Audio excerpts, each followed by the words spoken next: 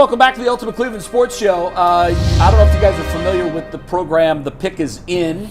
It aired. It debuted last night, right? Yes, during and the Cavs game. and it will run again. I need that. So if you missed it, you can catch it. I watched it this morning while I was getting ready for the show because I saw on social media everyone the Browns were heavily featured in it. Yeah, because they had a lot of top picks and they were doing all the trading. Well, there was only like 3 teams featured. It was the Cowboys, Browns, the Browns, the Cowboys were in there.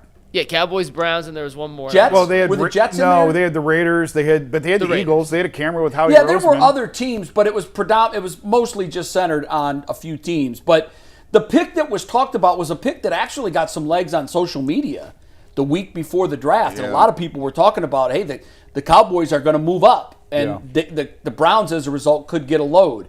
So here's what we know about what happened. Dallas tried to trade up to number 9. Now, Browns, remember, had already moved back a couple of spots. Mm-hmm. They were doing this while the Browns were on the clock, so the Browns had a lot to consider in a very short period of time. But when they were on the clock, Dallas offered the 12 and the 20 and a 5th round for the 9 and the 24. So the Browns would have moved back 3 and 4 picks in the first round, where they ultimately did pretty well, we think, with those picks.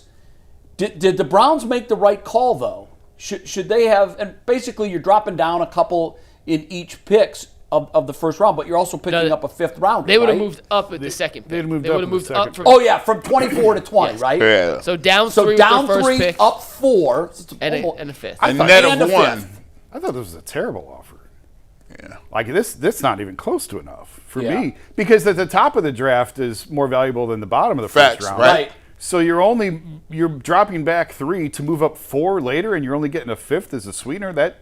Because Mike threw this at me last night during the game. He said, "Would you do this?" And you said basically it was Mekhi Lemon and Caden Proctor, right? Yeah, basically, Yeah. if you moved You'd up, you swap could have out- got those 2. Yeah. Yeah. Concepcion. I mean, history will tell if they made the right choices. Because or we'll not. track everything now. Yeah, but my initial thought was no, I wouldn't do that. I'm not sure that. I mean, they might have taken Concepcion over Mekhi Lemon even at 20. Who knows? Yeah. But my initial thought was no, and then like after thinking it through, it was definitely no. And Dallas, meanwhile, first of all, they wanted to just do a swap straight up.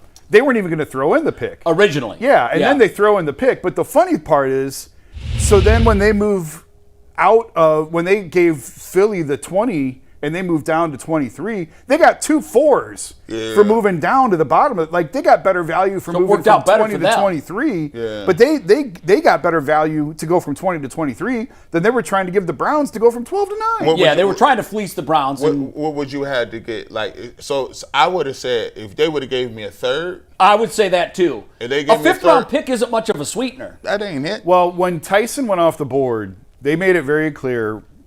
It was Tyson, it was Fano, and it was my I can never say his name. Help me. Mawanoa, the guy the Giants Mawanoa. drafted at 10. So when Tyson went off the board at 8, I think that's what prevented them from going 9 to 12. Right. Because they were not assured of getting one of those 3 guys. Right. Yep, And they knew the Giants were going to take somebody so, ahead of them. Oh yeah, so they couldn't. They couldn't. If that was, I think it would probably had to have been more than a 3.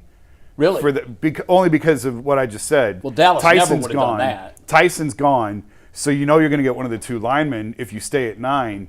But if you go down to 12, there's no guarantee that you're going to get those guys. no, I'm not doing that. You're right. Like when I looked at it, I was like, hold on, like because I'm doing the math on the net value. It's like, okay, well they're moving down, they're moving up. Down 3 earlier, up 4 later. And I'm like, the best players are at the top of the draft. Correct. Yeah, why would you? So why would I? I'm like, nah. If you gonna have to give me something where, and plus I got to see who else is on the board. And if you see what the Browns actually got and what they were able to move up with and get, I mean, they got 4 guys that could possibly have first-round grades. I was like, nah, I'm cool on that. Now, throw this graphic. I didn't know this. This is the KC Concepcion versus Mekhi Lemon. I would have not guessed The that. touchdown. Look at the touchdown. So Concepcion played like as a primary guy from his freshman year on. Mekhi Lemon only had he played a little bit as a freshman, a little bit as a sophomore. His breakout year was as a junior. I see that. I wouldn't have thought that because I remember watching Mekhi Lemon play a little bit, and I thought he played more than that. But if you look at the career, I mean, 25 touchdowns to 14. I mean, he's a really good special teams player. I do think I would still have Mekhi Lemon rated higher because me and Jason were sitting here when the draft happened. I said I would have traded up for Mekhi Lemon where they was at. I think he's a better player, but the statistics is a lot more skewed than I thought. But Casey Concepcion also played a lot at NC State. Like they got, matter of fact, they put the ball in his hand in the backfield a little bit.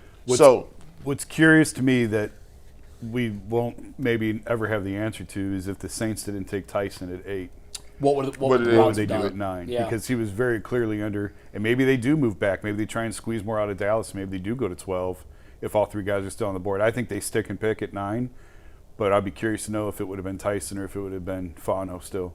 It is fascinating as we get a look inside of what was happening in real time, how one move can affect so many dominoes. It's the sliding doors. And it really, I mean, it would put a completely different face on this draft. Yeah.